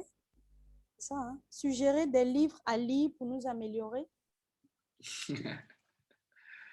Nous améliorer, c'est trop vague. Je ne sais pas ce que vous voulez améliorer. Vous voulez améliorer quoi? Votre voix, votre chant, votre confiance, votre assurance, vos finances, votre mariage, je ne sais pas, votre vie, je ne sais pas. Il y a plein de domaines. Vous allez en librairie, vous trouvez un livre qui vous parle. Moi, je pense qu'il faut être bloqué. Il n'y a pas un livre forcément à lire. Il y a des livres. Allez en librairie, regardez ce qui vous intéresse, parcourez les livres, prenez les livres, regardez la couverture, lisez un peu. Si ça vous parle, vous achetez. Moi, j'ai toujours des livres, j'ai tellement de livres autour de moi. Donc, vous conseillez un livre, ce serait comme si vous entrez dans une pharmacie et vous dites, est-ce que je peux avoir un médicament? On vous demandera de quoi vous souffrez, quelle est votre ordonnance. Donc, qu'est-ce que vous voulez résoudre comme problème? Et c'est par rapport à ça que vous allez acheter un livre. Même si vous allez à la librairie, à la bibliothèque, vous verrez qu'il y a des rayons. On vous dira rayon ci, rayon ça. Voilà. Qu'est-ce que vous intéresse? Qu'est-ce que vous voulez lire? Maintenant, si vous voulez lire un livre, je vous conseille le mien. Prendre sa vie en main. De Gayus Yokossi. Lisez-le et vous me direz ce que vous en pensez. Nous avons M. Abdoulaye Sedi qui veut reprendre la parole. Donc,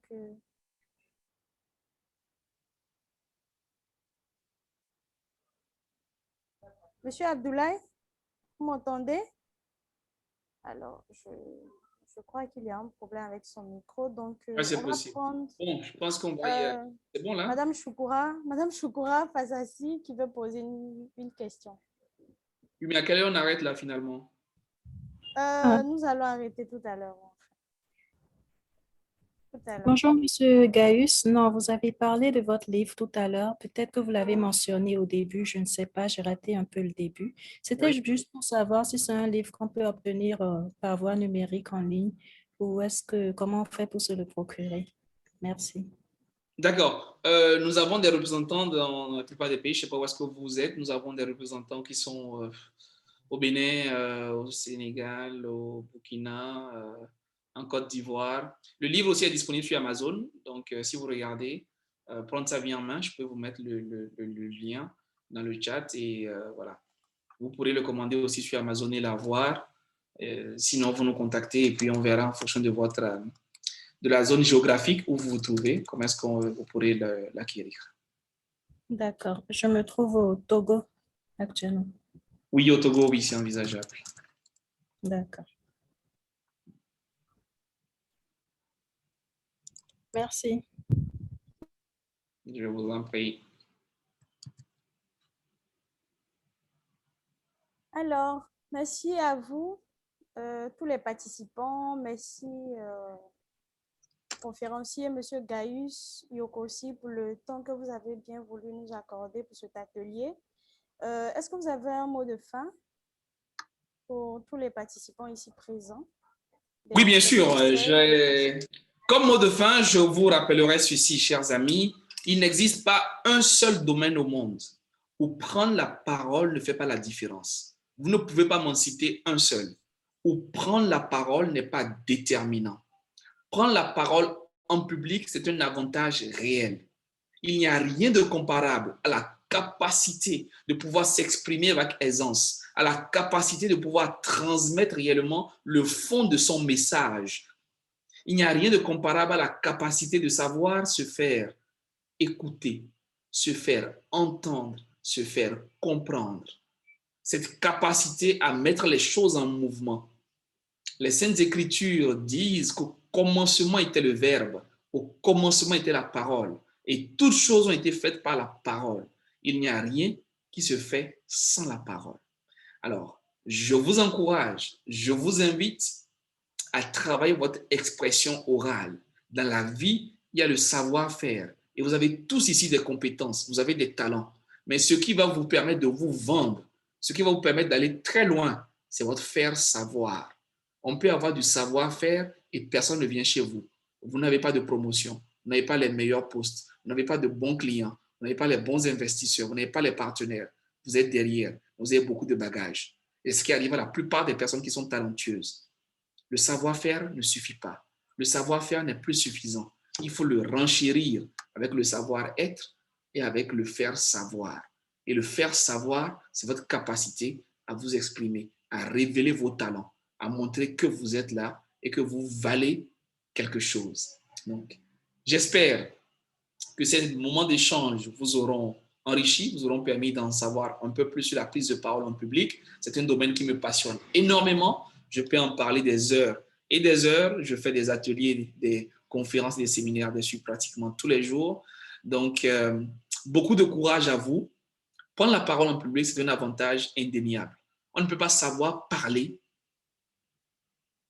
et ne pas réussir à se faire une place. Allez, prenez soin de vous, portez-vous bien et une fois de plus, merci pour l'occasion, pour l'opportunité. Et puis, à bientôt. Merci, à bientôt et bonne soirée à tout le monde. Merci. Bonne soirée.